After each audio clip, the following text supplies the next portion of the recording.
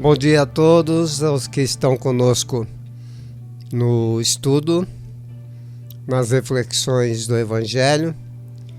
Bom dia àqueles que poderão acompanhar a reflexão desta manhã do dia 9 de julho de 2020. Estamos aqui com o Gênesis no lar e o Evangelho no coração.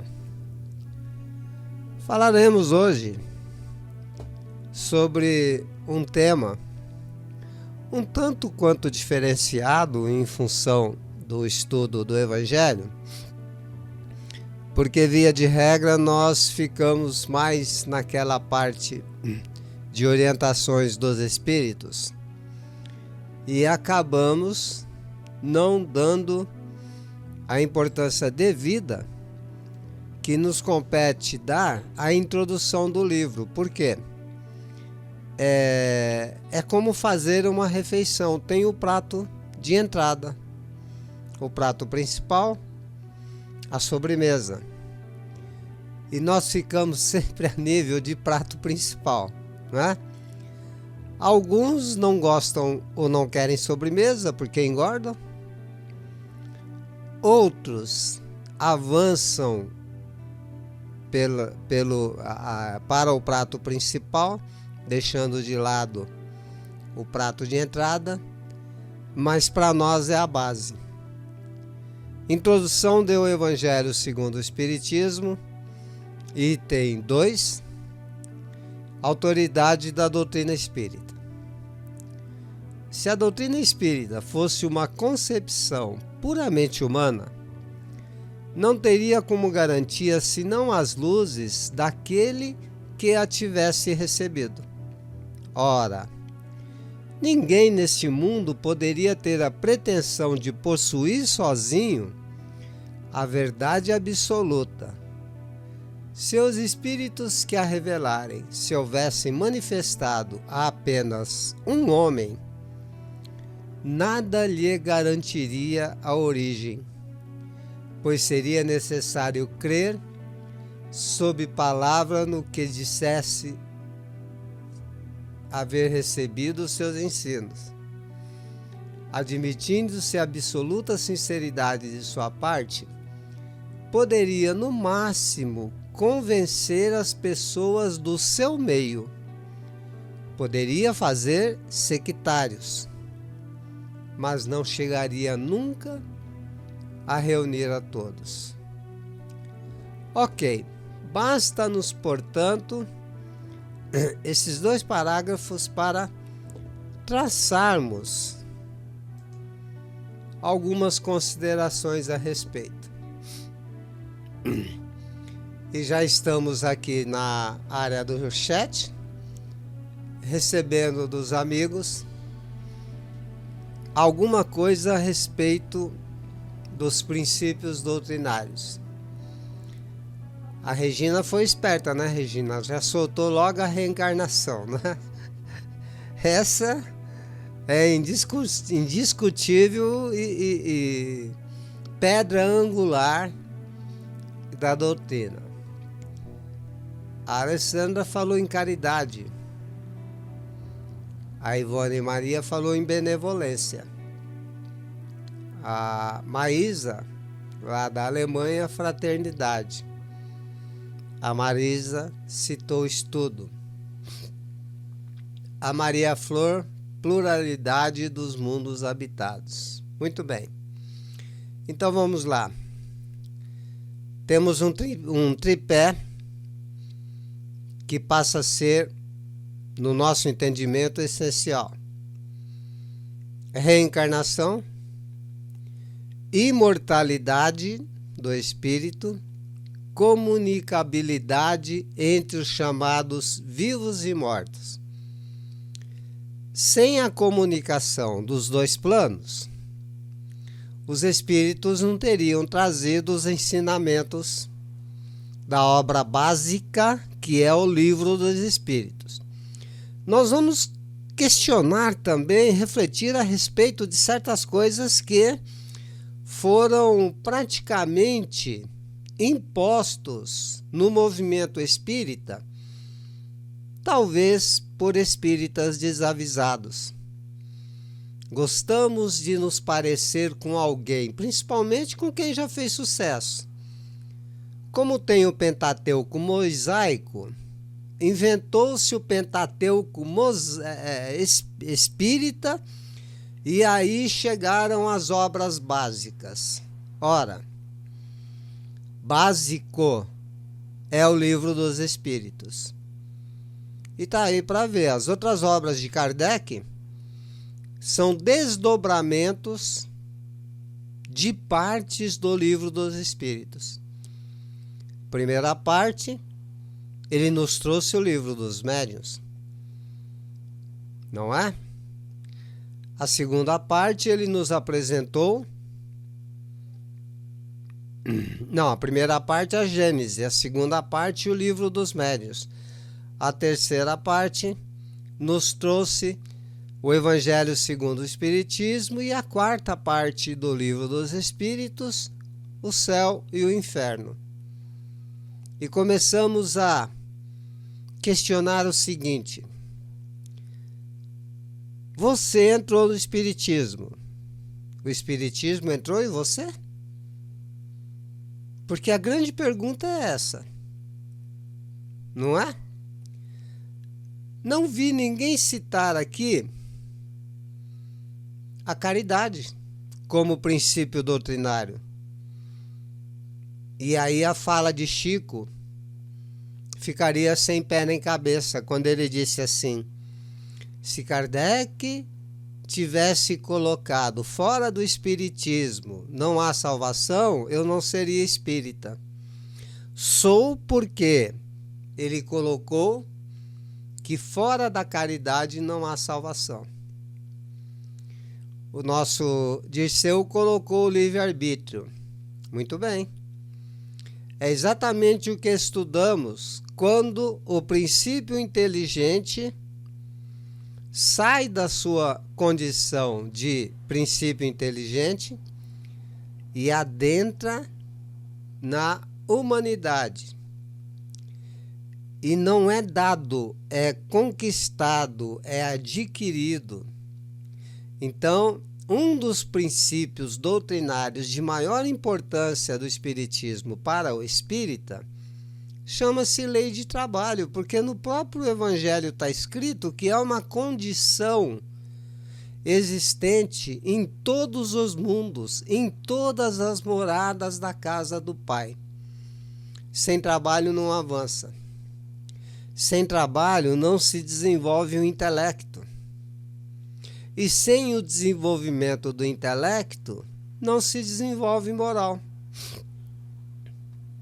No Evangelho segundo o Espiritismo, eu estou citando a obra e, já que é a reflexão, vou deixar a pesquisa por conta de vocês, tá bom? No Evangelho segundo o Espiritismo, diz lá, quando se fala de espírita e cristão, de que um é outro. Ou seja, você pode ser cristão sem ser espírita. Mas se você é espírita, você já é cristão. E no movimento espírita tem pessoas que não se contentam em dizer que é espírita e diz que é espírita cristão. Eu não conheço outro tipo de espírita que não seja cristão. Eu não conheço o espírita muçulmano. Eu não conheço o espírita judaico. Eu não conheço espírita que, sendo espírita, não estude a moral de Cristo. Então, chover no molhado é como jogar o tempo fora. Há também companheiros nossos de doutrina que se dizem espíritas kardecistas. Não estudaram Kardec. Porque aqui está, se a doutrina espírita fosse uma concepção puramente humana, não teria como garantia senão as luzes daquele que a tivesse recebido. Então, doutrina espírita não é de Kardec, é dos espíritos. Ah, mas sabe o que é, Arnaldo? É que tem outros tipos de espíritas aí. Não tem, não. Não tem o espírita umbandista, não existe o espírita do candomblé, não existe o espírita de qualquer outra religião aonde tenha mediunismo e não tem nem ao menos estudo da mediunidade. Aonde o que ocorre é muito mais animismo do que qualquer outra coisa. Então dizer-se espírita kardecista é uma contravenção penal cometido com a doutrina espírita. Você é espírita por causa dos espíritos. Não foi Kardec que criou o espiritismo. Ele mesmo diz em diversos momentos de todas as suas obras que tudo aquilo que o espiritismo clareia, esclarece, está presente no mundo desde que o mundo é mundo. Fenômeno espírita, existem centenas deles citados na Bíblia, mas não eram explicados. Sempre foram considerados mistérios divinos. Aí perguntamos de novo, você entrou no espiritismo, mas o espiritismo entrou em você? Porque, infelizmente, meus irmãos, nós vemos que saímos um dos princípios da doutrina espírita, mudar as nossas crenças, as crenças atávicas, as crenças do passado, que tanto nos impediram de crescimento. Os romanos copiaram os gregos, montaram altares em casa e passou cada um deles a ter o seu próprio Deus. A igreja impôs para o mundo o catolicismo universal, aproveitou a deixa dos deuses e trouxe os santos. E os espíritas agora esqueceram Jesus. Quando quiserdes orar, entre no teu quarto, feche a porta e ore, converse com o Pai. Mas aí nós vemos preces e mais preces nas mídias, passando trabalhos e mais trabalhos para uns 5, 6 espíritos, porque elegeram aqueles que podem socorrer, Bezerra de Menezes, André Luiz, agora a novidade nos últimos 9 anos é Chico Xavier.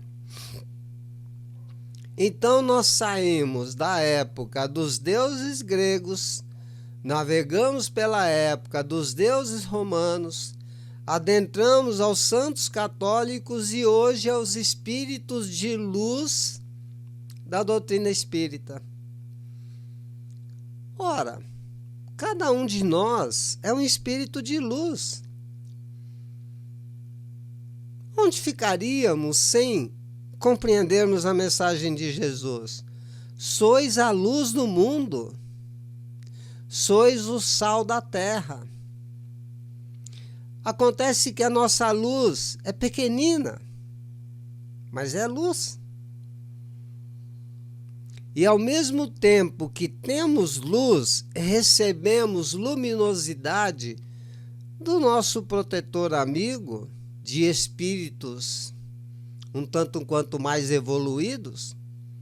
Então cada um de nós, quando entrarmos de verdade no Espiritismo e formos lá no Evangelho e entendermos Jesus, vós sois deuses, podeis fazer o que eu faço e muito mais, nós vamos perceber que ao invés de permanecermos no degrau daquele que busca misericórdia, está na hora de sermos misericordiosos.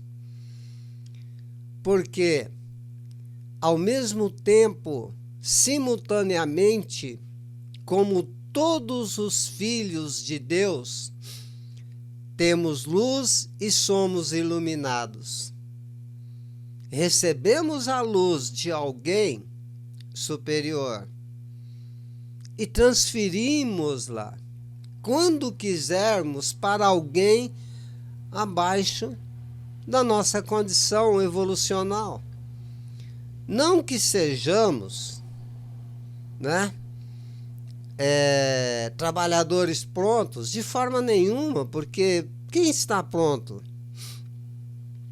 Me recordo de uma passagem de o livro Jesus no Lar, de que o Senhor ficou sabendo que num canto remoto do reino dele, as pessoas estavam morrendo de vírus. Muito atual, né, a mensagem. E aí ele separou lá uns 4 ou 5 daqueles mais adiantados do grupo e determinou que eles fossem para esse recanto do reino levar a mensagem, o amor, o remédio, trabalharem para auxiliar aqueles que estavam necessitados de auxílio, de amparo, de amor, de remédio. E se puseram a caminho. Na primeira noite sentaram, fizeram uma fogueira e começaram a discutir, porque aquele não era o melhor caminho para chegar naquele recanto longínquo do reino. E começaram as discussões pelo caminho a ser seguido. Uns queriam ir pela planície, outros pela montanha, outros atravessar pequenos córregos que ganhariam tempo. E essa discussão durou alguns dias e não chegaram a resultado nenhum. Isso atrasou tanto a viagem que, quando conseguiram, os poucos que restaram, porque muitos ficaram à beira do caminho, à margem, os chamados marginais, aqueles que chegaram se depararam com a população totalmente dizimada. E aí, pensemos, ficamos ainda presos às nossas crenças atávicas dos nossos passados, não é? Na hora de orar, se estudou a doutrina espírita, fale com Deus. Porque por mais que você fale se direcionando a qualquer outro espírito, vai haver um caminho de comunicação. Eu fico a imaginar o seguinte: situação que eu estou passando, iniciei um novo processo para que eu possa ser atendido pela medicina da terra numa outra cidade. Eu tive que começar o processo do início. E agora o médico que está me atendendo me pediu o e-mail do médico que me atendia para que ele mande um relatório para ele poder analisar. Então, se nós falarmos direto com o nosso espírito protetor, ele tem contatos muito melhores do que os nossos na espiritualidade. E ele sabe o que está acontecendo conosco. E ele pode interceder. Mas criamos uma comunicação, um caminho, que para chegar a Deus vai ter que ser repassado. Se falarmos direto com Deus, a permissão divina já vai ocorrer. para que seja atendido conforme o pedido, se for um pedido sério,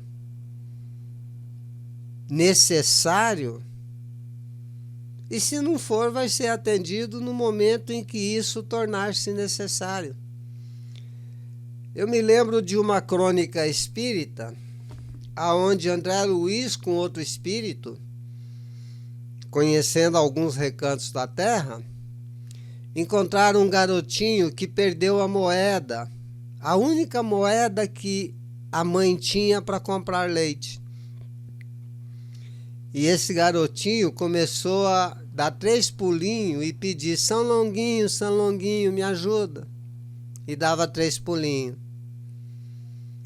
Aí aquilo passou, o amigo de André Luiz olhou para ele e falou: André, dá um jeito. A moeda tá ali, ó, dá um jeito. Não, mas ele tá pedindo para São Longuinho. André, São Longuinho tá ocupado, faça alguma coisa. Então, às vezes, por acharmos que nós não temos condição e nem merecimento e nem mérito, nós deixamos de fazer aquilo que está ao nosso alcance. Nos esquecendo que a doutrina espírita, quando fala em fraternidade, como foi citado aqui na área do chat, também nos fala fazer o bem sem olhar a quem, não é mesmo? E nós ainda ficamos naquela prisão de nós mesmos, né? Por não darmos um passo a mais. Ler as mensagens das boas aventuranças e citar aquele indiano que ficou famoso no mundo todo, Gandhi, é maravilhoso. Porque Gandhi trouxe a mensagem de que se ocorresse a perda de todos os livros da humanidade e restasse somente as boas aventuranças, que a humanidade não estaria sozinha e por conta própria. Teria continuidade a vida e as vidas. Ora, isso é maravilhoso. Mas aí, quando o Consolador Prometido nos fala, olha, um dos princípios da doutrina espírita é você entender que não há perda de pessoas amadas. É que chegou o termo para alguém, mas não chegou para você. É que aquele que se foi, cumpriu a sua pena, está livre, não precisa ficar na prisão. Agora você ainda precisa. É necessário. Deixa ele seguir a vida dele. Deixe os mortos cuidar dos seus mortos. Pois é.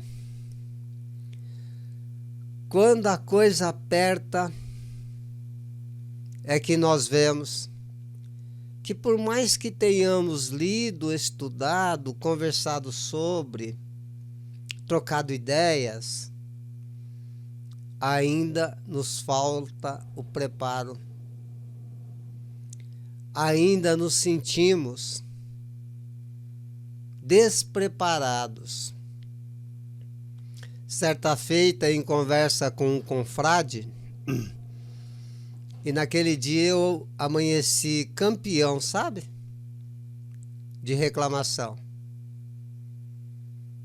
Eu amanheci de um jeito que se eu encontrasse o Emerson na rua, ele não ia trabalhar, viu, Emerson? Eu ia te ocupar os 2 ouvidos e ia ver se encontrava mais uns 4 para poder falar alguma coisa. E eu falei tanta coisa. E essa pessoa que hoje já está com seus 86 anos, olhou para mim e disse assim: Arnaldo, você é espírita? Uai! Como todo bom mineiro, né? Né, Dirceu? A resposta é essa: uai, sou. Eu sou, mas não, né? Não. De tudo isso que você falou aí, você já parou para pensar que se você tomar o norte como caminho a seguir, se você tomar o sul, o leste ou o oeste, ninguém vai morrer? Aí eu parei, né? Eu falei: Arnaldo, princípio básico da doutrina espírita, somos imortais. Então, meu amigo, siga sem crise, toma a sua decisão, põe a mão na charrua e não dê uma de mulher de Jó. Se olhar para trás, vai virar estátua de sal. Siga. Faça alguma coisa. Sai desse marasmo. Sabe? Mesmo que você tome a decisão que não é a mais acertada, siga. E não permaneça com medo de uma lei que inventaram na doutrina espírita, porque na doutrina espírita é assim: quando a gente não quer estudar, a gente transforma em lei. Reencarnação, como foi citada por Regina. Vai lá no Livro dos Espíritos. É dogma? É doutrina? Opa, doutrina. Se é doutrina, tem que ter um corpo. Tem que ter princípios. Nós não sabemos os princípios da reencarnação. Nós não conhecemos o corpo doutrinário da reencarnação. Aí Kardec fala que é lei da natureza. Ou seja, não é só o privilegiado do homem que reencarna. Os animais reencarnam. Aqueles princípios inteligentes que estão passando por experiência, por vivências em outros reinos, não é só uma. E tudo que acontece duas vezes é repetição. Aí nós transformamos em lei da reencarnação. Pronto, transformou em lei, você não precisa estudar, você tem que cumprir. Falamos de prova e expiação. A prova, muitas das vezes, não está aqui para nos fazer sofrer. Pensemos nos estudantes. Cursinho. Quem vai fazer o Enem, antes de fazer a prova, faz um simulado. A maioria das nossas provas estão mais para simulado do que para prova de sofrimento, de dor. Agora, expiação, não se preocupe, porque está no Livro dos Espíritos que encarnação é expiação. E Deus não pergunta se você quer encarnar. Você tem que encarnar para que progrida, para que chegue na linha de chegada da sua escala evolucional. Então, enquanto houver necessidade de encarnar novas personalidades ou reencarnar, o espírito está em expiação. Só vai se livrar da expiação quando não tiver mais necessidade de cumprir provas no plano físico e poder dar continuidade na sua própria evolução na espiritualidade. Eu, sinceramente, de prova e de expiação eu entendo, porque eu sou mineiro. Bota comida na mesa para vocês verem. Se for boa, cheirosa, eu vou provar na hora. Agora, se eu não for com a cara dela, eu vou ficar só espiando, viu? E assim são tantas outras coisas que a gente vai inventando. Ora, Jesus disse assim: a cada um será dado segundo a sua obra. Hermes Trismegisto recordou outro sábio da antiguidade e nos trouxe o princípio de causa e efeito. O espírita transformou em lei de causa e efeito. Procure em Kardec, faça uma pesquisa aprofundada em PDF, vê se em Kardec tem lei de causa e efeito, vê se tem causa e efeito. Não tem. O que Kardec fala é recomendado para todos os espíritas e para todos os médicos. Nós adentramos a um consultório médico, ele começa a apertar um ponto na barriga, dói aqui, não, dói aqui, não, aqui dói, aí dói. Aí ele identifica que a dor está próxima ao fígado, né? Aí o cara está reclamando, a pessoa está reclamando de dor de cabeça. Aí eu tô com uma enxaqueca, uma dor de cabeça terrível. Ah, mas é o fígado que está doendo. Ah, mas não é não, é a cabeça, está doendo muito. Você tomou bebida alcoólica ontem, antes de ontem? Ah, tomei. Então, meu amigo, quando você detona o fígado, o resultado disso é da dor de cabeça. Kardec deixa bem claro: remonte dos efeitos e achará a causa. Aí a gente transformou isso em lei de causa e efeito, do tipo assim: olha, Marisa, se você que está próxima da terra do chocolate aí comer muito chocolate nessa encarnação, na próxima você vai vir com aquela coisinha lá que é probleminha de sangue, sabe qual é? Diabetes. Então, com a lei de causa e efeito, a gente identifica a causa e já dá todos os efeitos. Não faz o trabalho de ver os efeitos, do tipo assim: eu tenho tendência a ludibriar.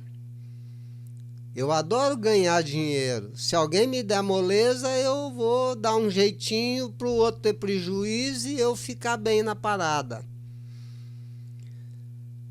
Eu, quando reúno com 2, 3 pessoas, eu adoro falar daquela que não está presente.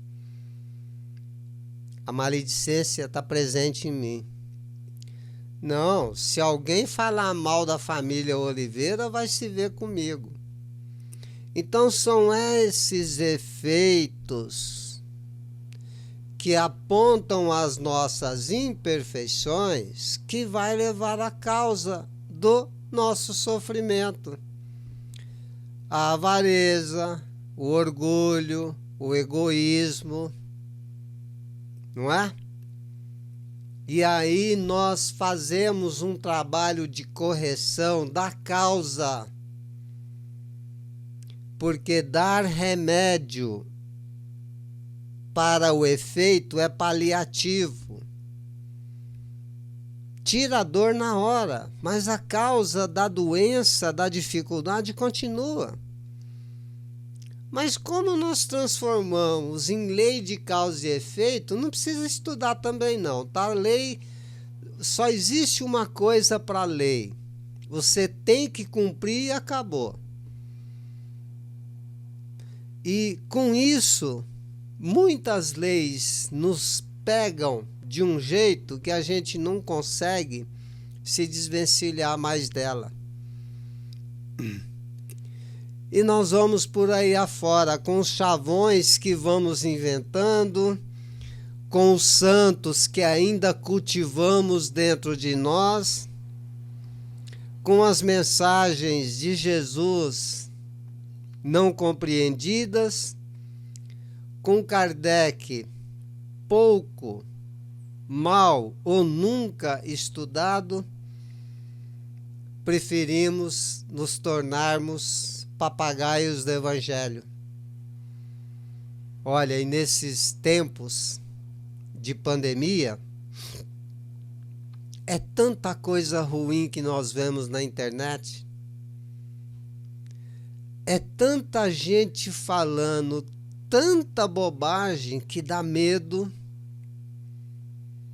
Coisas antidoutrinárias, de pessoas chegarem até a dizer que mediunidade existe em todos os seres vivos. Aí eu perguntei para ele se o cachorrinho dele poderia evocar o meu cachorro que já morreu.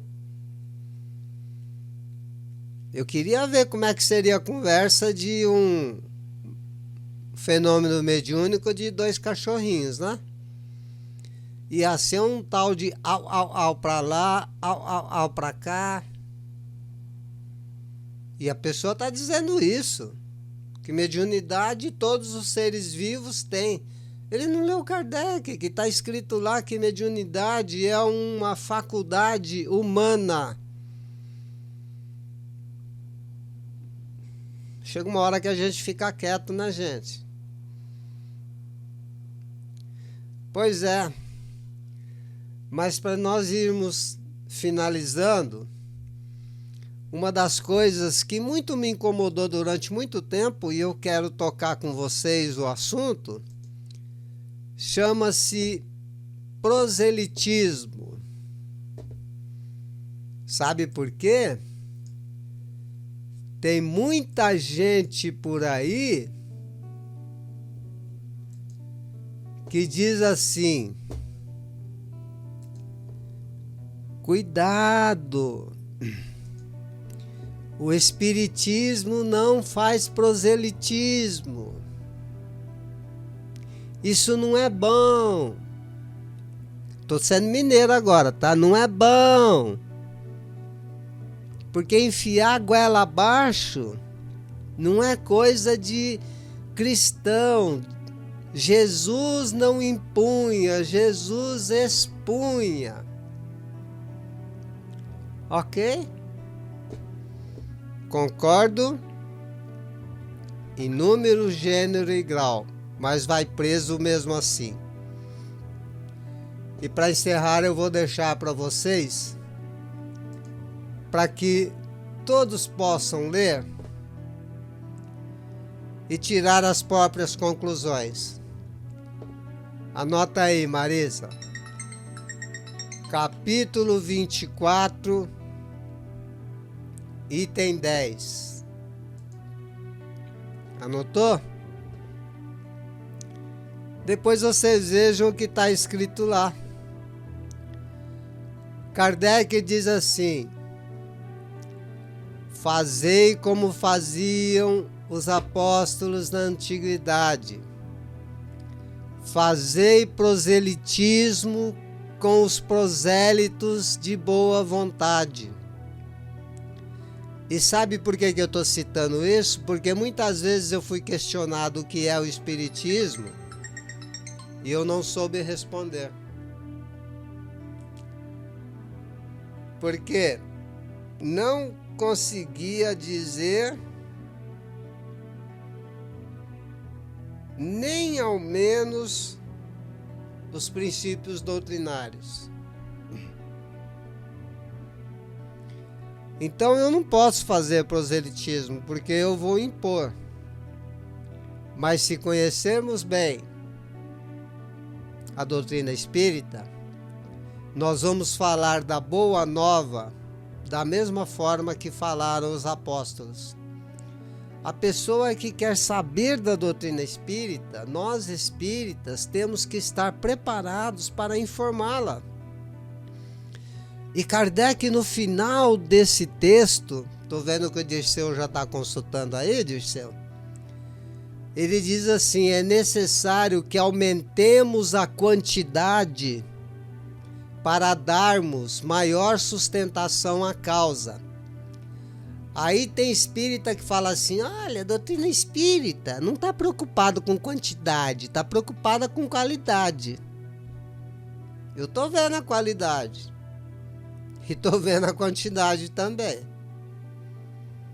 São os erros que nós cometemos por interpretarmos mal, por não lermos com atenção, por não compreendermos,